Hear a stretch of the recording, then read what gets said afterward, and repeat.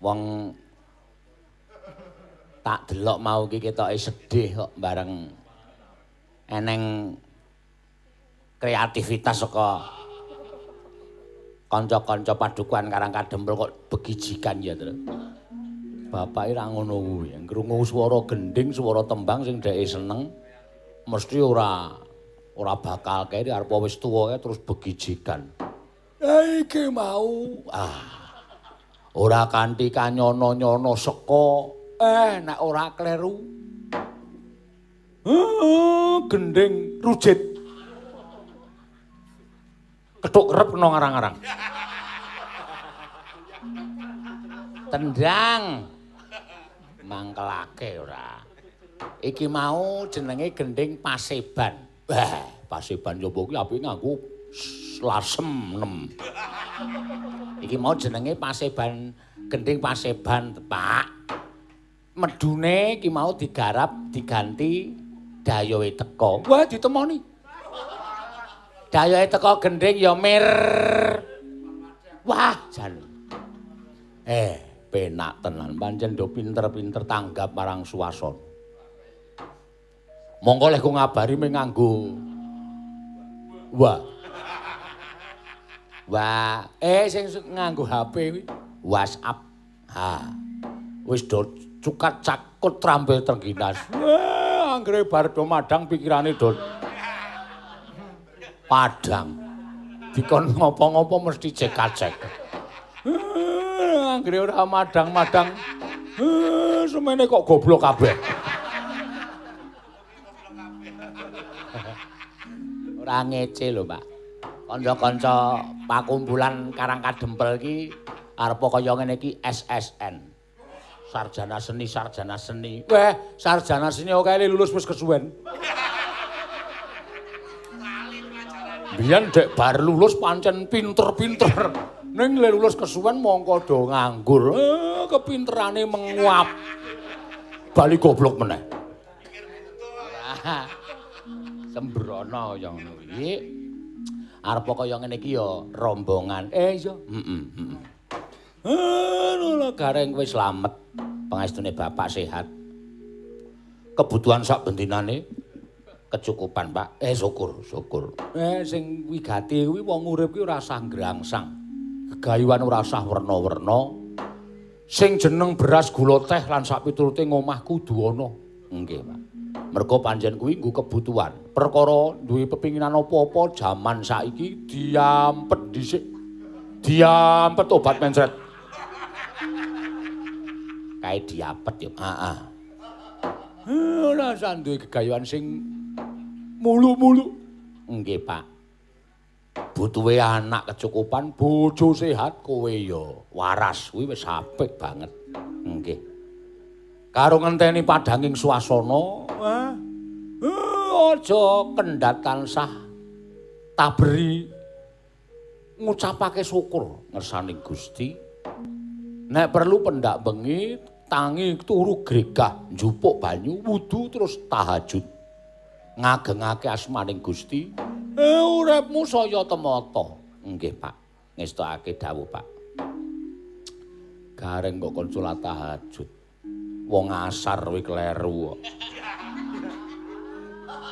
Kuwi rak mbiyen, ora sembrono saiki wis pinter kok ya rumangsamu padhake. Petruk.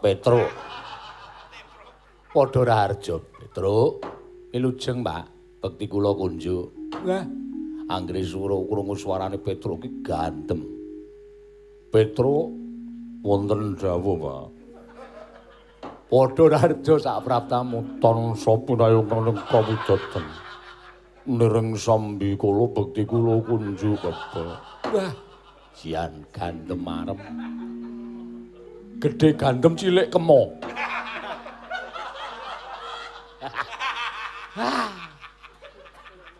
Semar iki jane wah bareng nyuwara anak-anakku iso gawe lega. Piye Petruk ngomah? Sae, Pak. Anak sehat, bojo sehat, kowe dhewe waras. Wah, wis ngono kuwi. Mula padha digatekke ngendikane bapak. Nggih. Kaya sing tak omongke karo Garing. Aja tansah kendhat olahraga. Nggih. Mergo kuwi ngunggahke timun. Apa, Pak? Ngunggahke timun. Imun. Weh, ora anggote, ora. Timune arep munggah ya men, arep medhun ya men. Ayo kuwi iso menangkal. Waduh. Saking penyakit yang bakal mlebu ning awakmu. Nek awak sehat ki penyakit ora mempan. Kaya bapakmu iki. Tuane semene rung tau dicokot nyamuk. Rung tau cokot nyamuk. Wah, ora cerdas. Dome lemut kae temancep ning awake bapak ora cerdas. Ora kok perkara bapak ki sekti ora, ning mergo bapak ki kulino prihatin. Nggih. Kulino tapa brata. Kulino poso.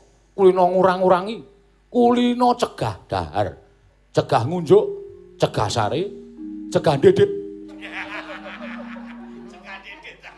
Anek cegah dedet ki kaya saben dina.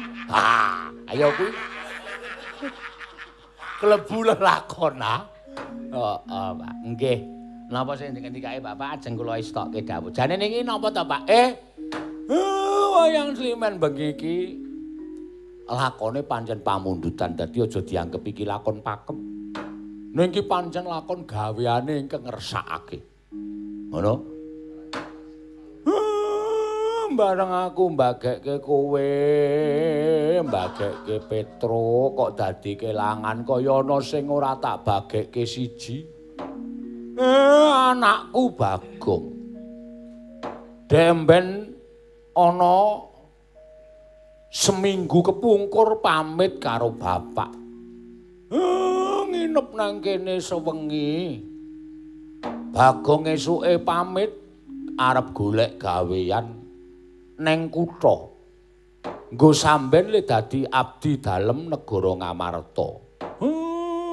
Bareng aku buka lemari sertifikat BPKB ora ana.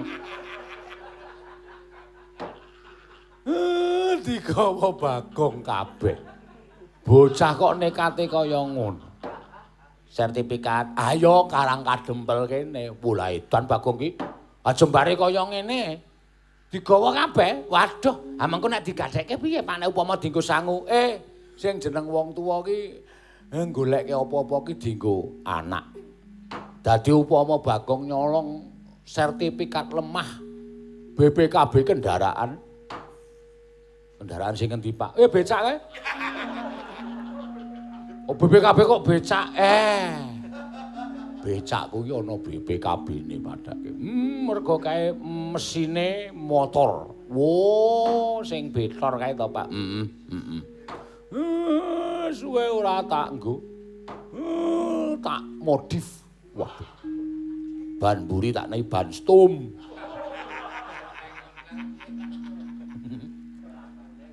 Kejaba iso nggo angkutan menungso, uga iso nggo apa? Ngremuk krikil. Oke. Tekan seprene Bagong kok urung ngetok iki jane bocah iki golek gawean apa? Ku kek menggo dalan. Ketemu karo kanca-kancane mbiyen sing seneng keplek main dadu, umbul lan sak piturute. Layang-layang omahku didol dienggo syarat golek gawean wae ora apa-apa. Lah nek mung dienggo nuruti hawa nepsu main. Apa ora kelangan. Ya mugi-mugi mboten. Bagong niki kadang kala ya sok waras ya sok edan. Mula pas budal golek gawean iku ya muga-muga Bagong niku waras. Pancen sing tak jaluk kaya ngono ora kendhat nggonku nyuwun marang ngersaning Gusti. Gandeng Bagong ki butuhe luwih akeh tinimbang kowe mula wis orane nek dheweke tumuli budal golek gawean.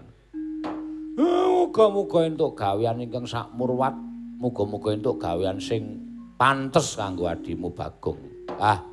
Ya sing tak jaluk ya mulih Upama entuk gawean kuwi adoh parane ya eling karo mula bukane, eling karo bumi kelahirane.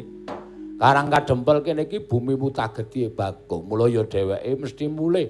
Ora ketang tilik wong tuwa, ora ketang munjung wong tuwa.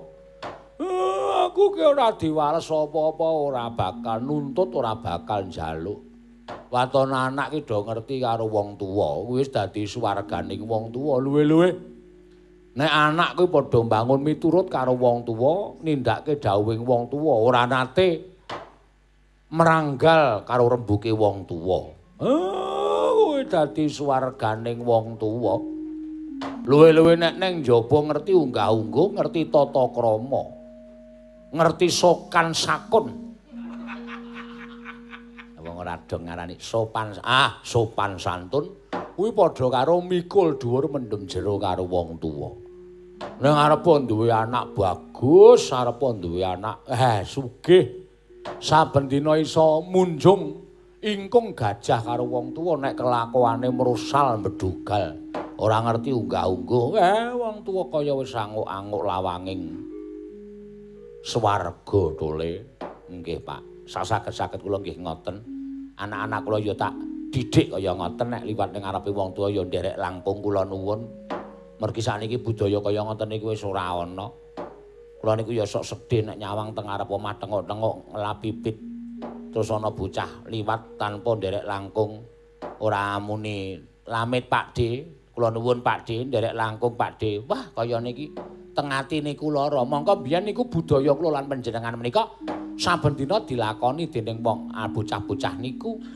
Ning merga saniki saya suwe teknologi saya modern ya wis terus budaya ditinggalke. Mongko wong niku nek wis kelangan budaya niku bakale ya ora apik. Budaya tata krama, budaya unggah-ungguh, budaya pasrawungan, budaya ana ing omah, budaya ana ing jaba menika kedah dipun tindakaken. Nek wis ora dienggo menungsa kelangan budaya menika ngembane uripe tanpa beda kaya dene kewan. Merga kewan niku ora butuh budaya, ora kenal budaya. Wah, apik. Gareng ki nek omong pancen bener, lambene apik, ya mung matane sing ra apik. Rasa nesu ora karo bapak ya kuwi santai. Niku. Wetro arep matur apa? Mboten matur napa-napa. Lah kok lambene klam-klecem ngemut banggula, Pak. Dilepeh. Ngemut kok suwe-suwe. Marai gula darahmu munggah. Pola celeng ki tememplek nang gitoke. Asalahe nang ngarepku ora. Wow, mbuang gula kok diidokke ora. Ya nyun ngapura. Wah. Ya wis, muga-muga dina iki anakku Bagong teka. Muga-muga dina iki anakku Bagong wis rampung le golek gawean terus entuk gawean terus iso digunakake nggone duwe niat golek sandang pangan nggo nyukupi marang kulawargane. Mugi-mugi ngaten, Pak. Iya. Bapak. Aja dinyanyake lho, Gong. Engko ora entuk den kok.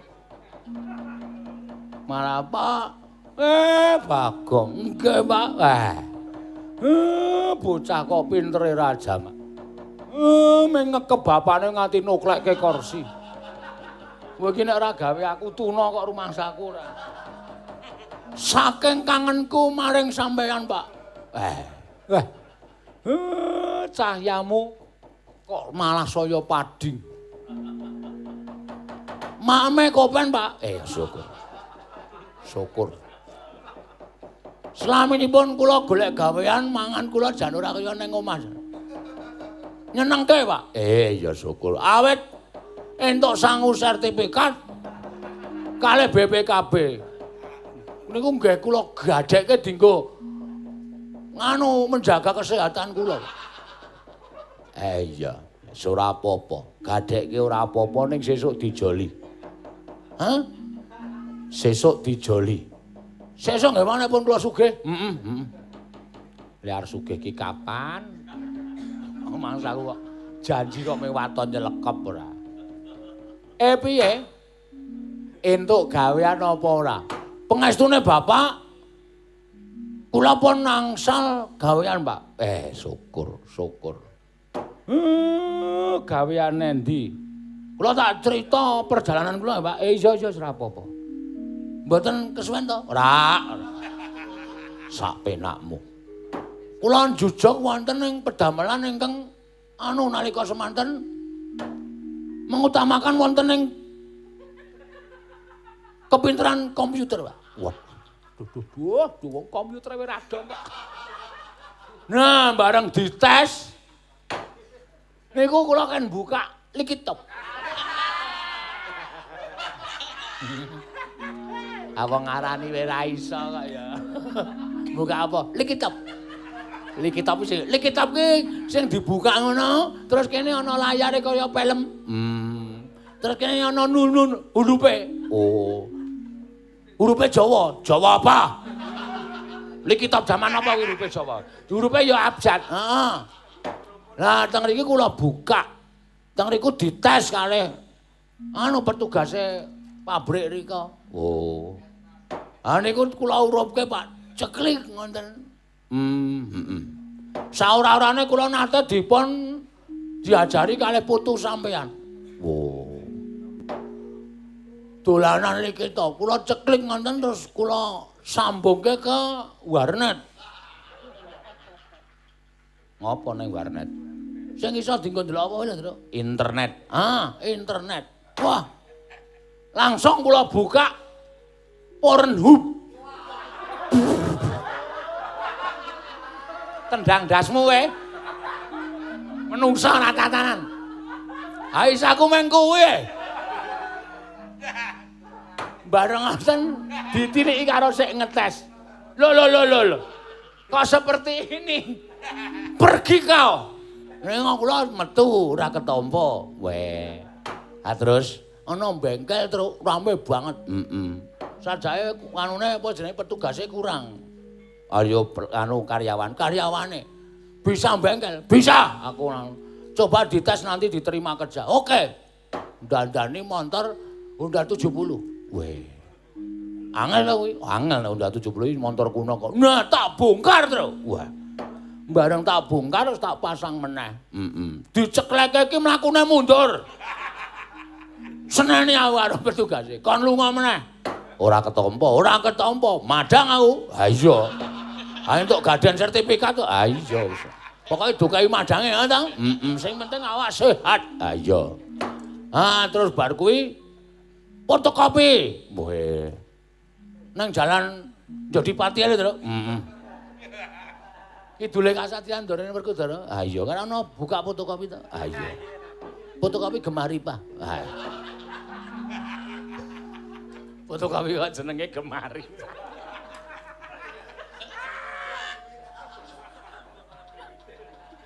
Nek ngono difotokopi, aku ya dites. Heeh. Kok fotokopi sak buku iki tulisane kuwalik kabeh. Tundung meneh aku. Ya jan angel ya, Gong. Angel tenan golek gaweane. Wong ki sadar aku terusan. Ternyata wong bodho ki pancen wah ngrekoso. Mula ora ana nek wong bodho ki golek gawean ya angel, ya ora arep dadi wong duwe ya kangenan mergo ya uteke terbatas. Heeh. Bar kuwi kowe mlaku ngidul aku aneng jalan Sawo Jajar. Cedhak Kasatriyane Ndara Nekula. Heeh. Nang kono ana omah, Tru. Ah iya. Anggere aku liwat ki suarane jeduk. Lampune abang biru kuning. Mubeng. Oh. Tulisane daun laut. Wah iya.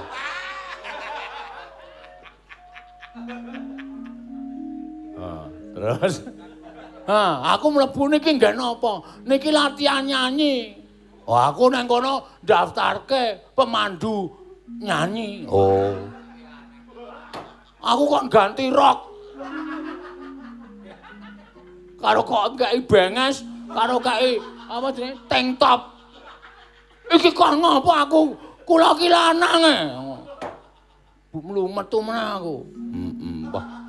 Angel golek gawe ya kok. Angel aku. Heeh. Rong dina dodol es. Weh. Saking bingunge aku dinyewa gerobak dodol es. Lagi entuk pembeli loro.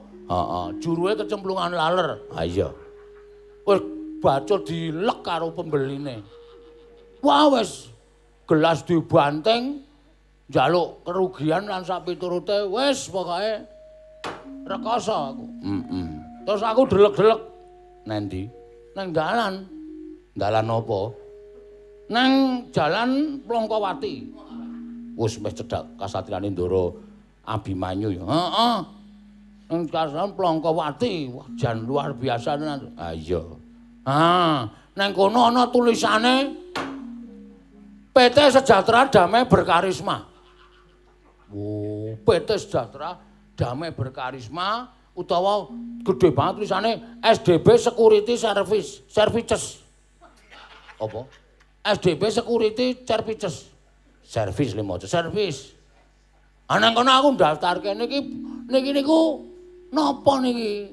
Nang kono kuwi jebul jasa pengamanan. Oh, terus apa jenenge? Sekul kuwi lho, bos security. Daftarke aku. Wes dites awakku sehat ora. Alhamdulillah, Pak. Wes. Get-geti ora. Alhamdulillah aku ketampa, Pak. Aku saiki dadi apa jenenge iki? Pangkate sak dhuwure. Oh, sak dhuwure nganu Pak, aku sak dhuwure Kapolsek. Oh. Apa? Satpam. Awang aduh goblokmu. Aku tukang jaga saiki, jaga keamanan. Dadi ngendi-endine ana bab sing ora apik lan ngutawatirake. Iki aku sebagai keamanan kudu iso gawe tentrem, Pak. Kuwi apik kuwi. Kuwi becik. Lan kuwi nyenengake. Lah iki aku dikei seragam abang putih. Lho kok seragame SD iki piye? Anu wis udu abang biru. Biru putih. Kathoke biru, lambene putih, ndase biru.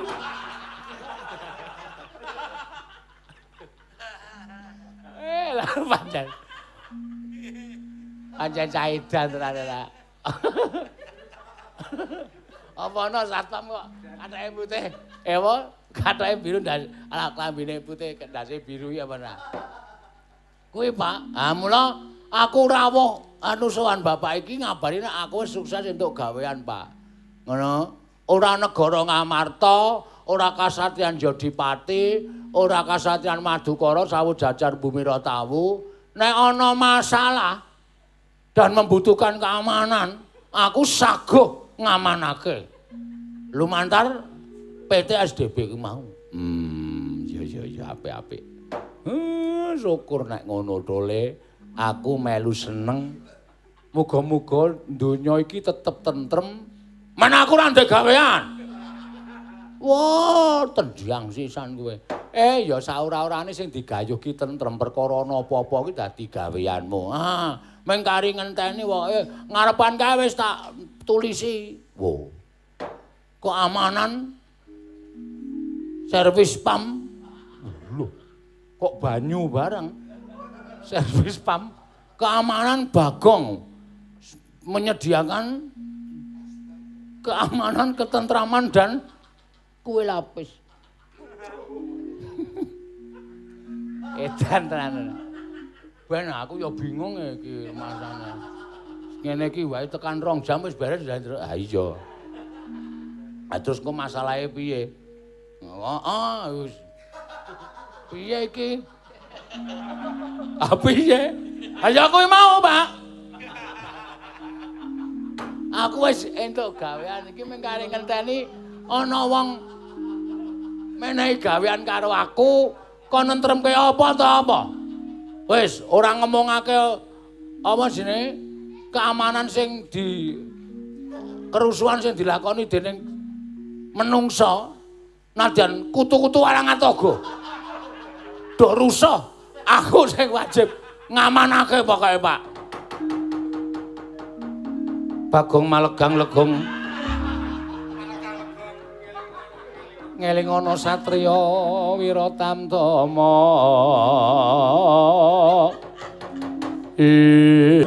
Ora kanyono-nyono lah kok iki kaya nrada tedhak ana ing Karangkadempel. Kowe padha slamet Kaneka Putra. Awar kenceng warudayang Pak Pong Bu bolong kali cedhe sapa sing gawe. Kakang Semar nggih.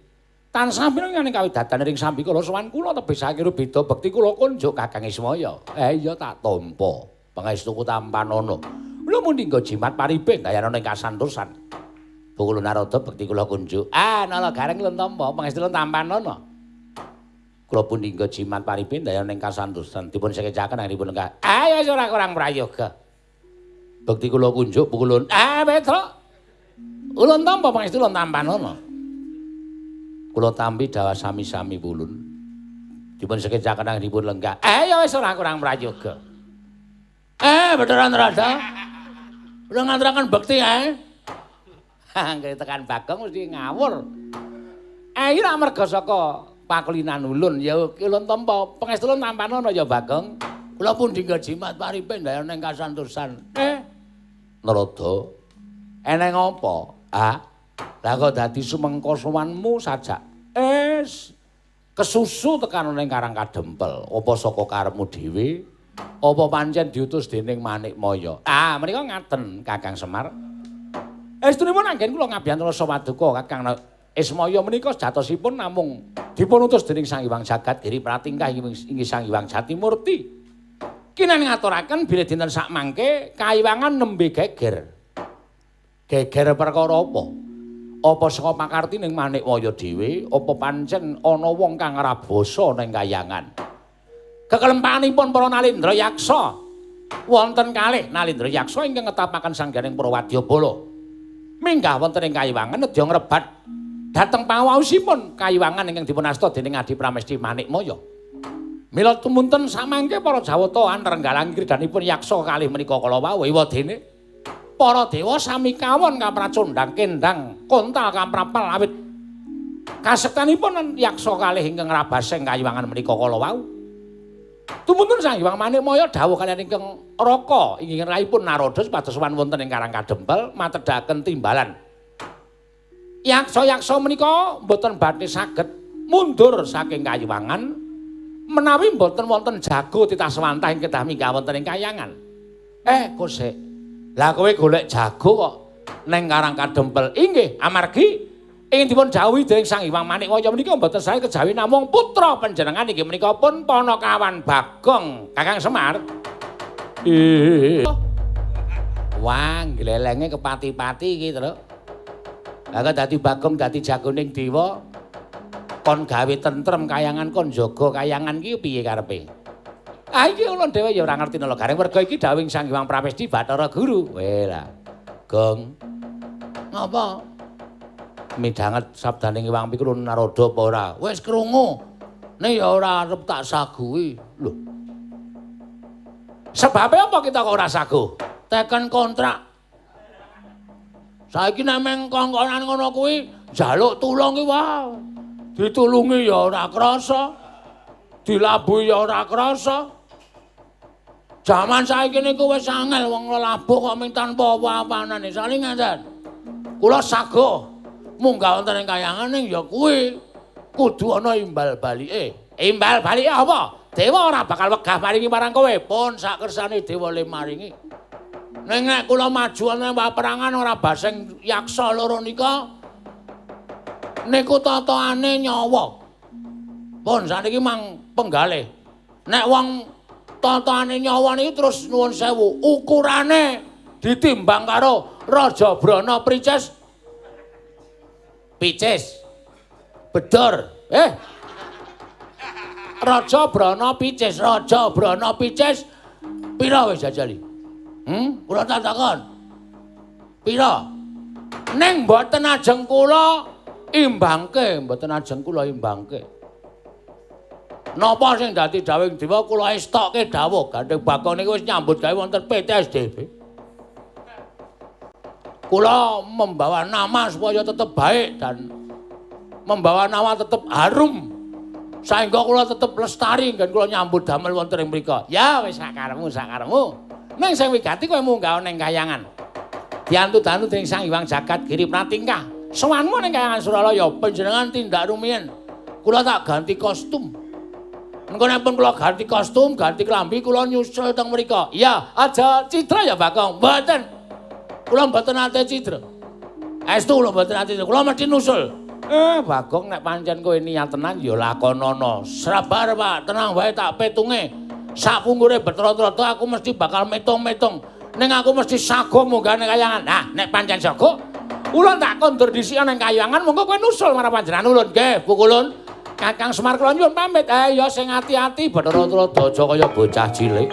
Pokoke sing kudu mbok lakoni wong ki nek njejaluk tulung mongko kowe bisa nglakoni. Kowe dadi wong sing pancen pinter ngrampungi lelakon mau. Luwih-luwih kowe struding dening dewa kuwi aja sok nyuwun sesulih apa-apa. Nek diparingi ya matur nuwuna teges kowe rezekimu ingkang kalal. Ning nek ora usah gresula. Ora usah gresula merga percaya Gusti mesti bakal paring liru kelawan kowe nggon wis nglakoni kabecikan. Siap, Pak. Mangkato tak sangoni Basuki nir ing Sambikala. Nek wing Basuki tok ora sanak bojone sangoke pisan, Pak. Aja Basuki iki tegese tak sangoni pangestu. Nggih, ngestakaken dawuh, Pak. Nyuwun pamit bidal dinten menika. Kewajibanmu dilakoni sik ora sembrono. Kewajibane dilakoni sik. Kewajiban apa, Pak? Kewajiban apa, Pak? Kewajiban apa, Pak? Duwe kewajiban lipur sangganing para sutresna budaya. Ana ing adegan guru-guru.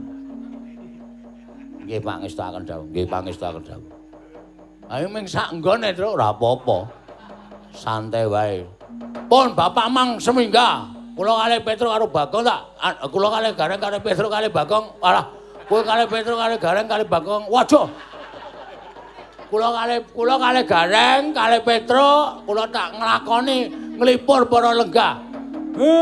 Iya Bagong mongko budhal. Ora sah pamit karo aku madhep mantep atimu. Sendika ngestakaken dawuh, Pak. Dung dung dung tang de dung dung tang dulu tang tang dulu tang tang dulu tang tang tak de tak geng geng geng. Kuwi senengane. Wah, gedeng apik-apik kok. Ana ora iso kendangane. Aku anggere ngendang ayak-ayak isane meng ngono kuwi. Gak dendak. Ndak dendak. Ndak dendak. Ndak dendak. Aku akeh liundul-undul. Penae. Kok penak ora. Aku naik kayangan ya, Neng. Ya, sing ati-ati kon. Wah, seragame apik. Ha ya ngene iki, ana identitase jenenge kowe. Lho, emblem neng dada. PTSDB. Atas nama Bagong. Wah. Aku budal. Ya wis kono mangkat to. Ler sabating sun tumiling angulati. Ler sabating sun. Ya kowe kurang medun kowe. Ler sabating sun. Dase rasa medun. Angel. Aku gendeng ya sakaremu. Sing kepenak. Apa jenenge? Apa kae, Truk? Sing endi? Lah wong aku meng sing metu saka siji lho. Saka siji ya Meraino semopa. Oh, menyurah kowe goblok. Wis menyurah kowe. Ha sing endi? Ngenangin jo masuk angin hakeroan supaya tetap dilintang nyetak kekuntang dedet lintang ke tak untang dedet lintang ke gamelane terus ndang den tak den tron tak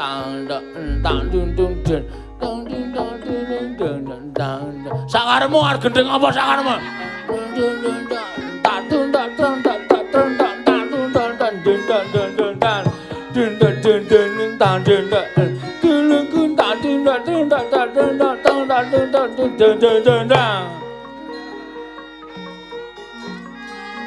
Tot kaya terus ya. Sing langit kelap-kelap katon lir kincanging aris. Risang ngawe gandrung sabaran katulu wukir moyak mayik. Gaur kencang warudayang pak pong buk boleng kali cedhi sapa sing gawe. Iki lha kok dadi wah kaget aku. Nganggo sandangan kaya mengkene. Iki Bagong lho. Ngam-ngam tiwan perjiwatan boyo mirah boyo ingsun sung ngremuk dadi ndika. Sambang rapet sambang liling. Tung-tung tak tungdang tak ndelang-ndelang. Golek ana watu kepruke ndase. Malah omongane ndrewer-ndrewer. Inggih pukulun kula ingkang abdipun Bagong. Wah, lah kok dadi sandangamu bareng dadi sarta sinambiran kewajiban jaga kayangan lah kok dadi wah ora ketang sithik ya mundak bagus. Panjenengan ngece kalian kula kula. Kula mboten mindak bagor bagor piye? Bagus babar belas bukulun. Malah menika busananipun ketinggal sedaya sami sesak. Wis ora dadi ngapa sing baku kowe wani lan kowe sago jaga kayangan kasinggihan mengkater bukulun. Ingkang minangka dadi kenaman kayangan jenenge Prabu Dirgayaksa. Ngetapke para wadya balaning kabeh padha wujuding buta. Ulun paring dawuh kalawan jeneng kita gandeng kita mung kewajiban jaga kayangan. Sing wigati bisa piye carane nentremke kelawan sarta ngendhake kamurkaning Prabu Dirgayaksa sak wadya balane. Dimen kayangan tentrem aja nganti ana tumetes sing getih. Aja nganti ana ingkang dadi kurban. Kita kudu ngulir budi ngasah kadiwasan Bagong mekaten Bengkulun. Kanthi cara-cara sistem ing sampun kula ngertos. Jumbo kalih menapa sampun dipun perintahaken saking pimpinan kula. Kumpul sak mangke kula menika dados keamanan wonten ing kayang. Dinten mangke badhe kula ginaken cara-cara supados sak mangke sampun ngantos wonten dumawahing kurban. Wonten ing pihak kedua belah pihak. Mangkata dina iki ana repat kepanasan menapa dereng dipun yupi-yupi. Repat kepanasan ki jeneng aja kok diyupi-yupi dengkul kita. Mangkata nun inggih ngestaken dawuh kula nyuwun pamit tambahing donga pangestu paduka wangebi kula batur nurut. Mugi-mugi kula saged angentas memean menang ngentasi karya pukulun.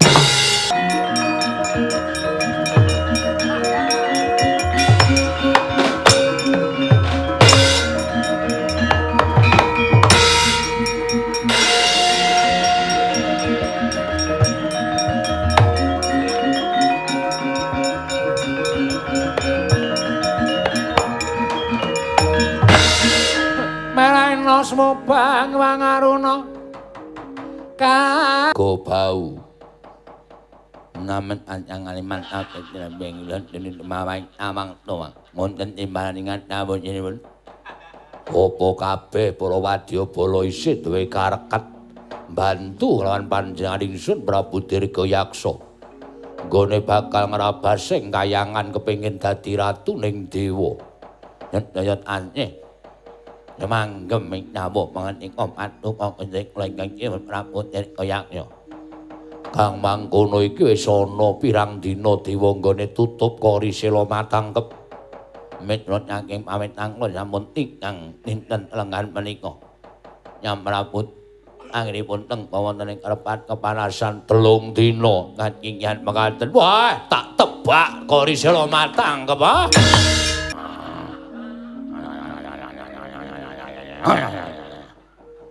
Bojleng iblis lanat padha cek-cekan.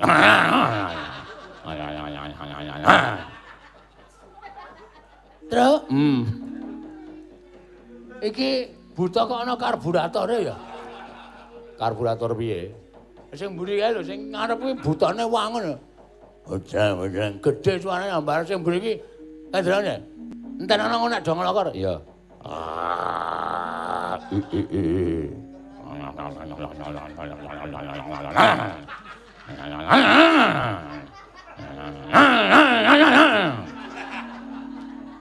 Iso iki, Kang.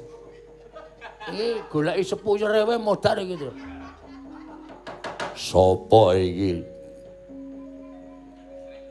Niwang sukmono mangadilene ngono sae. Wis Kang biasa wae kesuwen. Omong biak alon ngono ku kesuwen. Takon karo aku jagoning dewa. Sopo? Cindhe laras. Bagong, kowe sapa? Aku Dirgayaksa. Unin omau. Ana banyak unin ewane ayangan. Ani ora kutik ora nanti nanti ewane ayangan lung ane amono balik dengan jaga.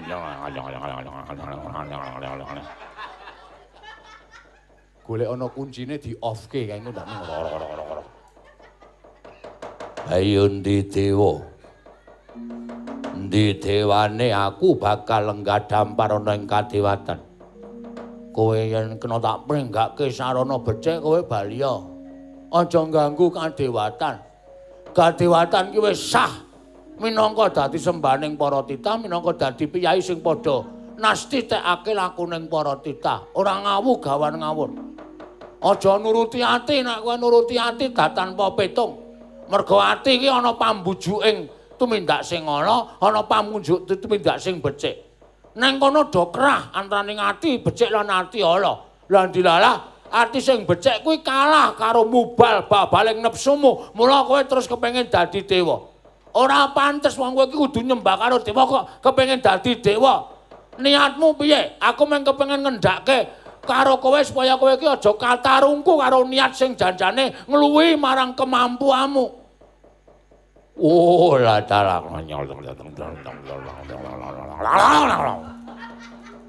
Engko sing mburi tak gulume kok.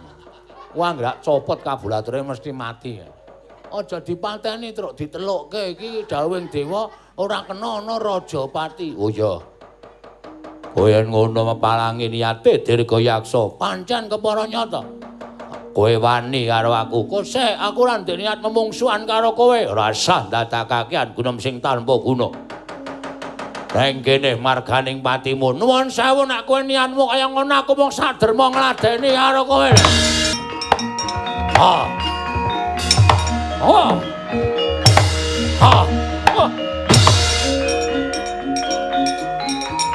Ha. Wah. Ha.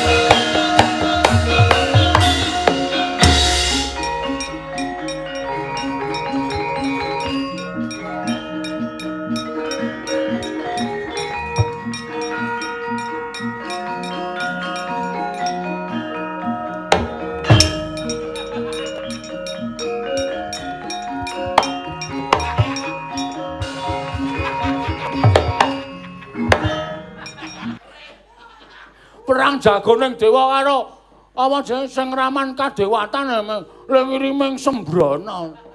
Iya.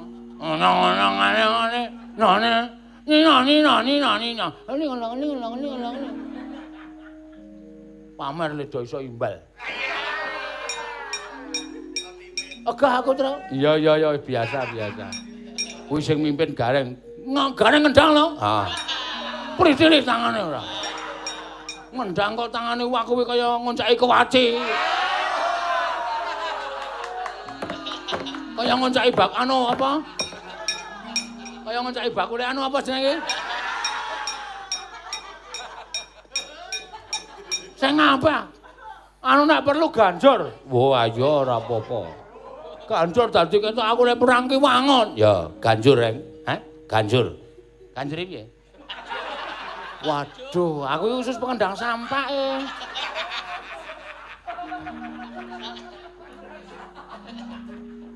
Ganjur ki sing piye omongana? Ganjur ki dadak olen ming luro-luro, ming kuwi tok. Heeh, ora nggo 6. Ora. Rung dung dah.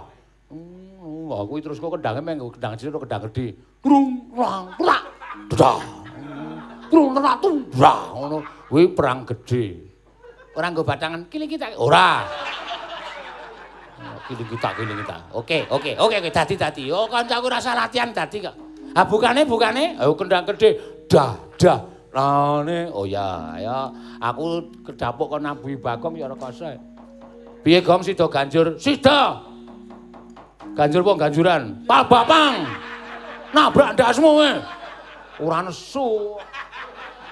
Senopati kono ganjur terus. Ya. Ha. Wah. Komeng trangtung. Wah. What? Oh ah.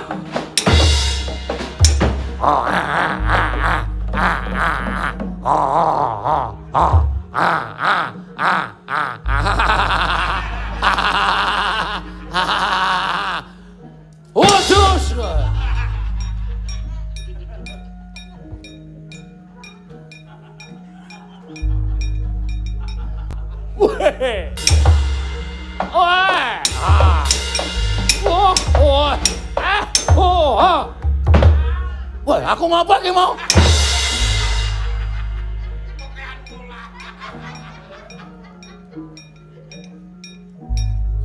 Ayo mbiyen dilatih pencang. Mut. Gareng sesek. Reng.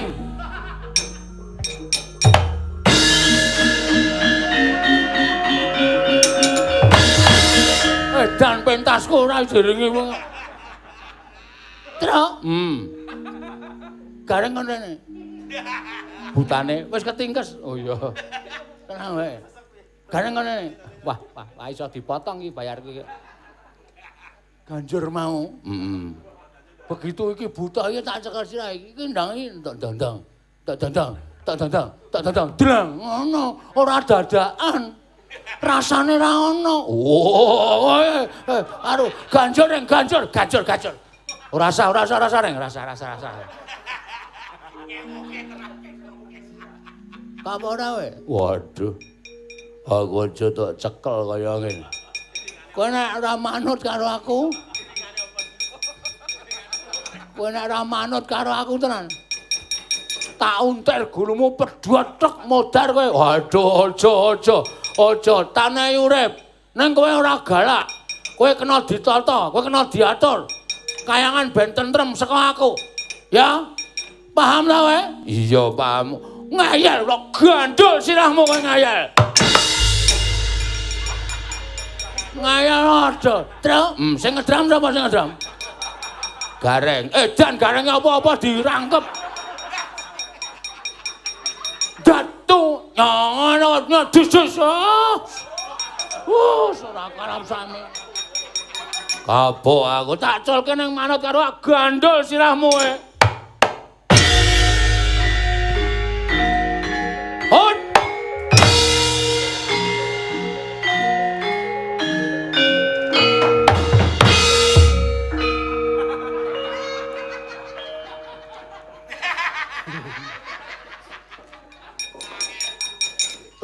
Nyuwuk ora sak karepe dhewe. Suwe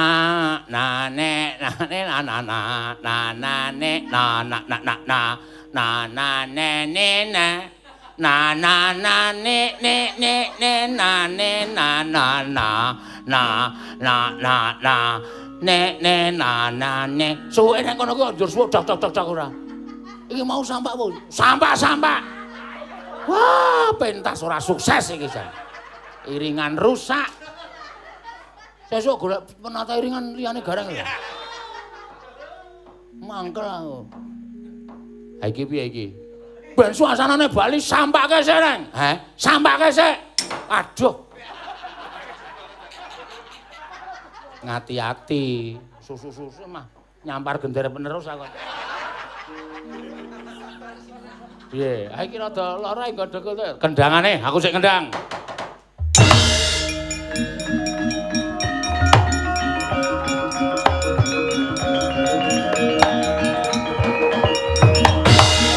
Terus, apik kowe sing kendang. Sesuk bengi gareng rasa dikabari. Oh iya. Diomongi nek kecelimene batal. Oh iya iya. Senget ta ngono. Dirgayaksa. Ana dawuhmu apa? Ayo kowe sak wadya balamu bali ora gawe kisruh kayangan. Kowe sadar kudune. Kowe sebagai kawulaning dewa aja kok pisan-pisan kowe iki duwe niat. Ya kuwi gegeden nempiak kurang cagak. Kakan gluduk kurang udan. Iya. Duwe niat nek ora tok seimbangke karo kekuatanmu. Aku iki mung makhluk biasa, kowe mung makhluk padha aku arep dadi dewaning para dewa. Nek dewaning para dewa tok asta, tok gawa, kowe kelakon. Apa kowe iso gawe tentreming jagat kaya dewa-dewa kuwi? Iso?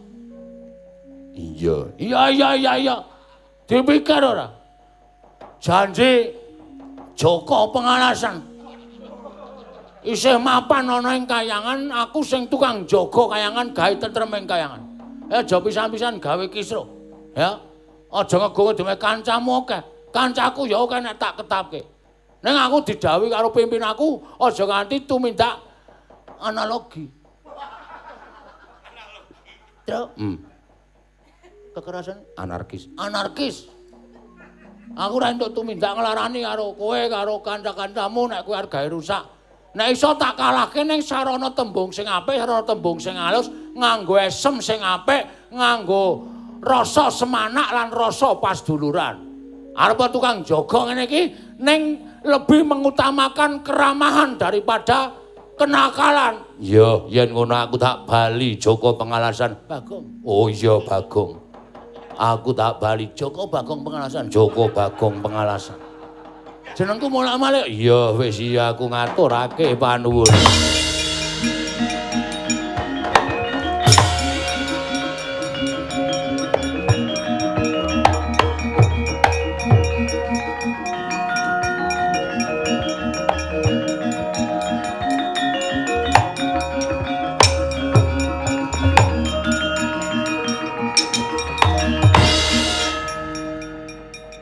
Syukur Bagong dene kita wis bisa gawe tentrem kayangan. Kita wis jaga katentremaning kayangan. Nggih Bu Kulur. Lho. Gareng sikile kok diperban kok. Nyampar nder penerus Kulur. Wis ora apa-apa aku dadi pitukane Bagong wis bisa gawe tentrem kayangan. Muga-muga sarana Bagong ing duwe sifat kaya mengkono kuwi dadi paturan dan tumraping sapa wae ora nggunakake cara sing kasar ning luwih becik nggunakake cara sing alus. Kanthi rasa semanak lan pasduluran kabeh bisa ayem, tentrem, nirbaya, nirwikara.